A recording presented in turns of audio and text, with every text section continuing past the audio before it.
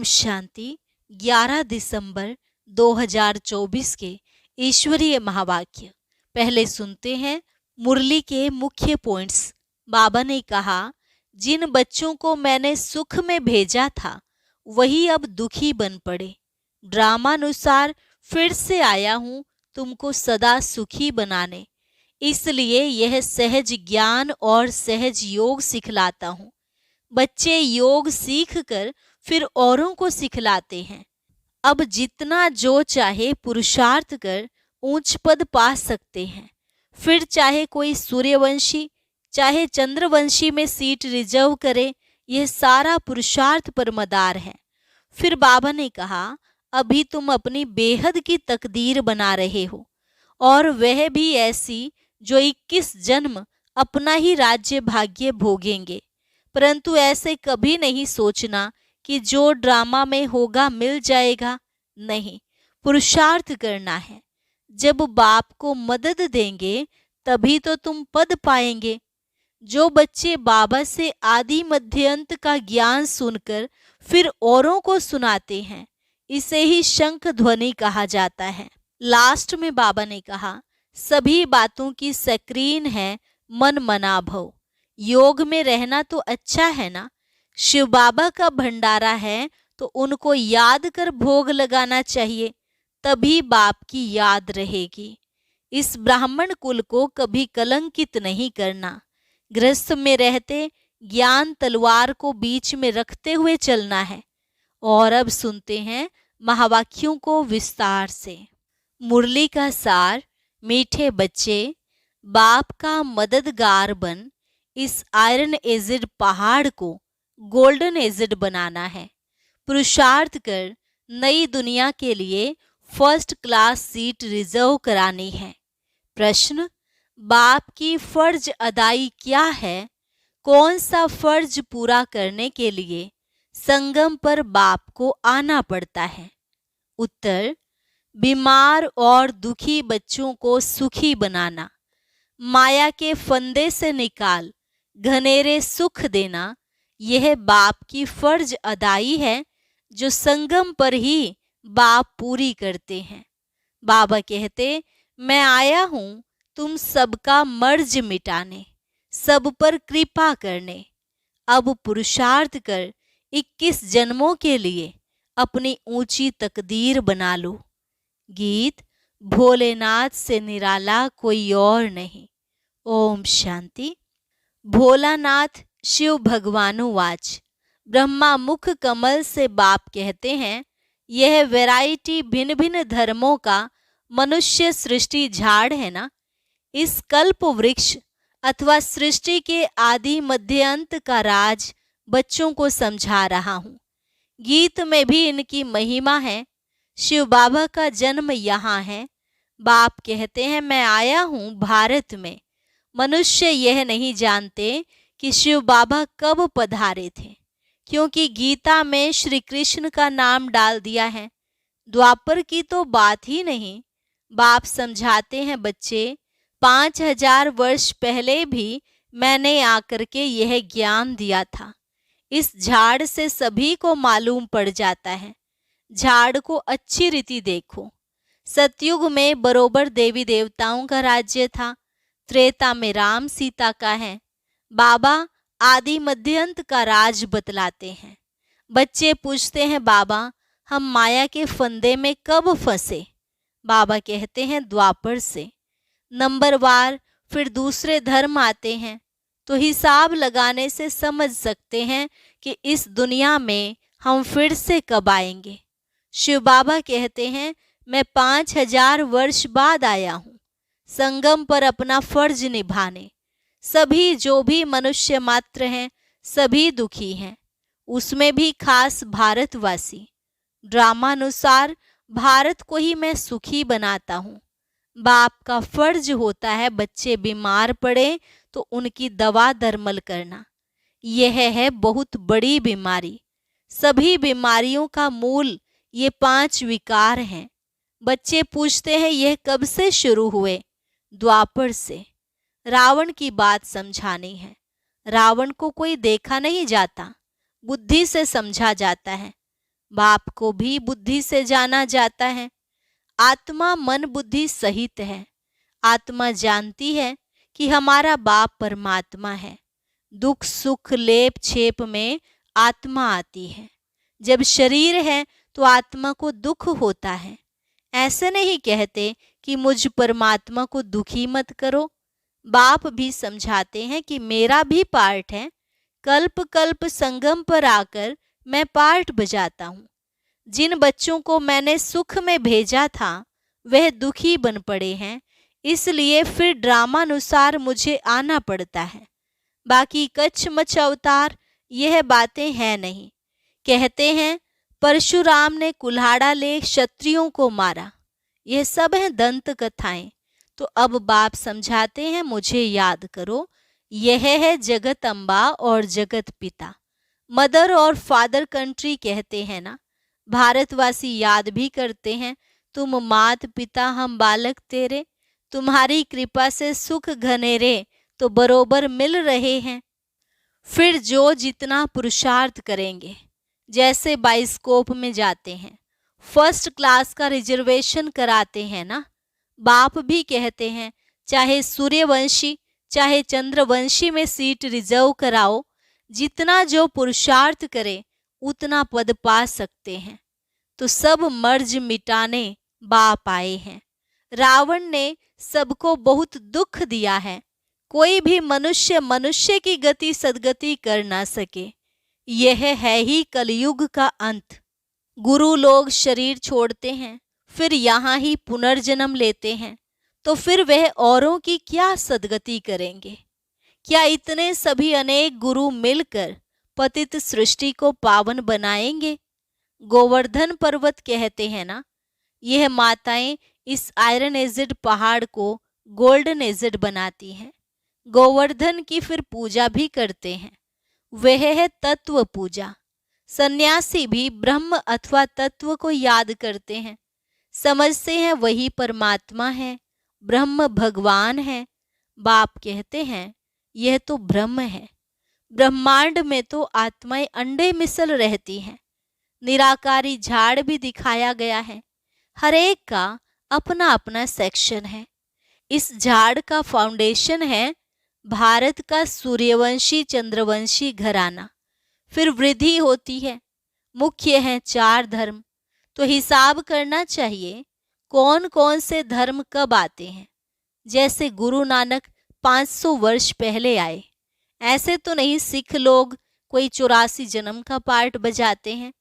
बाप कहते हैं 84 जन्म सिर्फ तुम ऑलराउंडर ब्राह्मणों के हैं। बाबा ने समझाया है कि तुम्हारा ही ऑलराउंड पार्ट है। ब्राह्मण, देवता, क्षत्रिय, वैश्य, शूद्र तुम बनते हो। जो पहले देवी देवता बनते हैं वही सारा चक्र लगाते हैं। बाप कहते हैं तुमने वेद शास्त्र तो बहुत सुने, अभी यह सुनो और जज करो कि शास्त्र राइट हैं या गुरु लोग राइट हैं, या जो बाप सुनाते हैं वह राइट है। बाप को कहते ही हैं ट्रुथ। मैं सच बतलाता हूँ जिससे सतयुग बन जाता है, और द्वापर से लेकर तुम झूठ सुनते आए हो तो उससे नरक बन पड़ा है। बाप कहते हैं मैं तुम्हारा गुलाम हूँ। भक्ति मार्ग में तुम गाते आए हो मैं गुलाम तेरा। अभी मैं तुम बच्चों की सेवा में आया हूँ। बाप को निराकारी निरहंकारी गाया जाता है, तो बाप कहते हैं मेरा फर्ज है तुम बच्चों को सदा सुखी बनाना। गीत में भी है अगम निगम का भेद खोले। बाकी ढमरू आदि बजाने की कोई बात नहीं है। यह तो आदि मध्य अंत का सारा समाचार सुनाते हैं। बाबा कहते हैं तुम सभी बच्चे एक्टर्स हो। मैं इस समय करण करावन हार हूँ। मैं इनसे ब्रह्मा से स्थापना करवाता हूँ। बाकी गीता में जो कुछ लिखा हुआ है वह तो है नहीं, अभी तो प्रैक्टिकल बात है ना। बच्चों को यह सहज ज्ञान और सहज योग सिखलाता हूँ, योग लगवाता हूँ। कहा है ना योग लगवाने वाले, झोली भरने वाले, मर्ज मिटाने वाले। गीता का भी पूरा अर्थ समझाते हैं। योग सिखलाता हूँ और सिखलवाता भी हूँ। बच्चे योग सीख कर फिर औरों को सिखलाते हैं ना। कहते हैं योग से हमारी जोत जगाने वाले। ऐसे गीत भी कोई घर में बैठकर सुने तो सारा ही ज्ञान बुद्धि में चक्र लगाएगा। बाप की याद से वर्षे का भी नशा चढ़ेगा। सिर्फ परमात्मा व भगवान कहने से मुख मीठा नहीं होता, बाबा माना ही वर्षा। अब तुम बच्चे बाबा से आदि मध्यांत का ज्ञान सुनकर फिर औरों को सुनाते हो, इसे ही शंख ध्वनि कहा जाता है।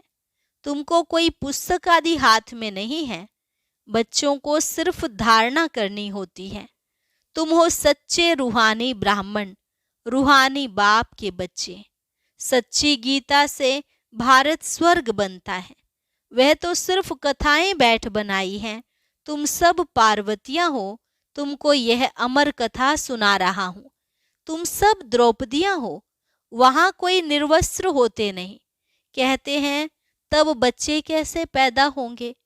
अरे हैं ही निर्विकारी, तो विकार की बात कैसे हो सकती? तुम समझ नहीं सकेंगे कि योग बल से बच्चे कैसे पैदा होंगे। तुम आर्ग्यू करेंगे, परंतु यह तो शास्त्रों की बातें हैं ना। वह है ही संपूर्ण निर्विकारी दुनिया, यह है विकारी दुनिया। मैं जानता हूं ड्रामानुसार माया फिर तुमको दुखी करेगी। मैं कल्प कल्प अपना फर्ज पालन करने आता हूं। जानते हैं कल्प पहले वाले सिकिलधे ही आकर अपना वर्षा लेंगे। आसार भी दिखाते हैं। यह वही महाभारत लड़ाई है। तुम्हें फिर से देवी देवता अथवा स्वर्ग का मालिक बनने का पुरुषार्थ करना है। इसमें सुल लड़ाई की कोई बात नहीं है, ना असुरों व देवताओं की लड़ाई ही हुई है। वहां तो माया ही नहीं जो लड़ाई। आधा कल्प ना कोई लड़ाई, ना कोई भी बीमारी, ना दुख अशांति। अरे वहां तो सदैव सुख, बाहर ही बाहर रहती है। हॉस्पिटल होती नहीं, बाकी स्कूल में पढ़ना तो होता ही है। अब तुम हरेक यहाँ से वर्षा ले जाते हो। मनुष्य पढ़ाई से अपने पैर पर खड़े हो जाते हैं। इस पर एक कहानी भी है। कोई ने पूछा तुम किसका खाती हो, तो कहा हम अपनी तकदीर का खाती हैं। वह होती है हद की तकदीर, अभी तुम अपनी बेहद की तकदीर बनाते हो। तुम ऐसी तकदीर बनाते हो जो 21 जन्म फिर अपना ही राज्य भाग्य भोगते हो। यह है बेहद के सुख का वर्षा। अब तुम बच्चे कॉन्ट्रास्ट को अच्छी रीति जानते हो।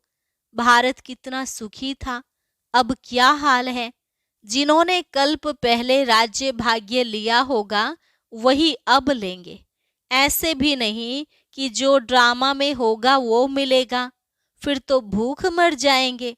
यह ड्रामा का राज पूरा समझना है। शास्त्रों में कोई ने कितनी आयु, कोई ने कितनी लिख दी है। अनेक मत मतांतर हैं। कोई फिर कहते हैं हम तो सदा सुखी हैं ही। अरे तुम कभी बीमार नहीं होते हो। वह तो कहते हैं रोग आदि तो शरीर को होता है, आत्मा निर्लेप है। अरे चोट आदि लगती है तो दुख आत्मा को होता है ना। यह बड़ी समझने की बातें हैं। यह स्कूल है, एक ही टीचर पढ़ाते हैं। नॉलेज एक ही है, एम ऑब्जेक्ट एक ही है, नर से नारायण बनने की। जो नापास होंगे वह चंद्रवंशी में चले जाएंगे। जब देवताएं थे तो क्षत्रिय नहीं, जब क्षत्रिय थे तो वैश्य नहीं, जब वैश्य थे तो शूद्र नहीं। यह सब समझने की बातें हैं। माताओं के लिए भी अति सहज है। एक ही इम्तिहान है। ऐसे भी मत समझो कि देरी से आने वाले कैसे पढ़ेंगे। लेकिन अभी तो नए तीखे जा रहे हैं, प्रैक्टिकल में है। बाकी माया रावण का कोई रूप नहीं। कहेंगे इनमें काम का भूत है। बाकी रावण का कोई बुत व शरीर तो है नहीं। अच्छा, सभी बातों का सक्रीन है मन मनाभव। कहते हैं मुझे याद करो तो इस योग अग्नि से विकर्म विनाश होंगे। बाप गाइड बनकर आते हैं। बाबा कहते बच्चे मैं तो सम्मुख तुम बच्चों को पढ़ा रहा हूँ, कल्प कल्प अपनी फर्ज अदाई पालन करता हूँ। पारलौकिक बाप कहते हैं, मैं अपना फर्ज बजाने आया हूँ तुम बच्चों की मदद से। मदद देंगे तब तो तुम भी पद पाएंगे। मैं कितना बड़ा बाप हूँ, कितना बड़ा यज्ञ रचा है। ब्रह्मा की मुख वंशावली तुम सभी ब्राह्मण ब्राह्मणियां भाई बहन हो। जब भाई बहन बने तो स्त्री पुरुष की दृष्टि बदल जाए। बाप कहते हैं, इस ब्राह्मण कुल को कलंकित नहीं करना, पवित्र रहने की युक्तियां हैं। मनुष्य कहते हैं, यह कैसे होगा, ऐसे हो नहीं सकता, इकट्ठे रहें और आग न लगे। बाबा कहते हैं, बीच में ज्ञान तलवार होने से कभी आग नहीं लग सकती, परंतु जबकि दोनों मनमनाभव रहें, शिव बाबा को याद करते रहें, अपने को ब्राह्मण समझें। मनुष्य तो इन बातों को नहीं समझने कारण हंगामा मचाते हैं, यह गालियां भी खानी पड़ती हैं। श्री कृष्ण को थोड़े ही कोई गाली दे सकते। श्री कृष्ण ऐसे आ जाए तो विलायत आदि से एकदम एरोप्लेन में भाग आए, भीड़ मच जाए, भारत में पता नहीं क्या हो जाए। अच्छा, आज भोग है, यह है पियर घर और वह है ससुर घर। संगम पर मुलाकात होती है। कोई कोई इनको जादू समझते हैं। बाबा ने समझाया है कि यह साक्षात्कार क्या है, भक्ति मार्ग में कैसे साक्षात्कार होते हैं। इनमें संशय बुद्धि नहीं होना है। यह रस्म रिवाज है। शिव बाबा का भंडारा है तो उनको याद कर भोग लगाना चाहिए। योग में रहना तो अच्छा ही है, बाबा की याद रहेगी। अच्छा, मीठे मीठे सिकिलधे बच्चों प्रति मात पिता बाप दादा का याद प्यार और गुड मॉर्निंग। रूहानी बाप की रूहानी बच्चों को नमस्ते। रूहानी बच्चों की रूहानी बाप दादा को नमस्ते नमस्ते, गुड मॉर्निंग। धारणा के लिए मुख्य सार। पहली पॉइंट, स्वयं को ब्रह्मा मुख वंशावली समझकर पक्का पवित्र ब्राह्मण बनना है। कभी अपने इस ब्राह्मण कुल को कलंकित नहीं करना है। दूसरी पॉइंट, बाप समान निराकारी निरहंकारी बन अपनी फर्ज अदाई पूरी करनी है। रूहानी सेवा पर तत्पर रहना है। वरदान, स्नेह की शक्ति से माया की शक्ति को समाप्त करने वाले संपूर्ण ज्ञानी भव। स्नेह की शक्ति से माया की शक्ति को समाप्त करने वाले संपूर्ण ज्ञानी भव। स्नेह में समाना ही संपूर्ण ज्ञान है। स्नेह ब्राह्मण जन्म का वरदान है। संगम युग पर स्नेह का सागर स्नेह के हीरे मोतियों की थालियां भरकर दे रहे हैं, तो स्नेह में संपन्न बनो। स्नेह की शक्ति से परिस्थिति रूपी पहाड़ परिवर्तन हो, पानी समान हल्का बन जाएगा। माया का कैसा भी विकराल रूप व रॉयल रूप सामना करे तो सेकंड में स्नेह के सागर में समा जाओ, तो स्नेह की शक्ति से माया की शक्ति समाप्त हो जाएगी। स्लोगन, तन मन धन, मन वाणी और कर्म से बाप के कर्तव्य में सदा सहयोगी ही योगी हैं। आज हम जानेंगे कि कोई कोई बच्चे ज्ञान का उल्टा एडवांटेज भी उठा लेते हैं। कैसे? सुनते हैं आज के अव्यक्त ज्ञान मोती में।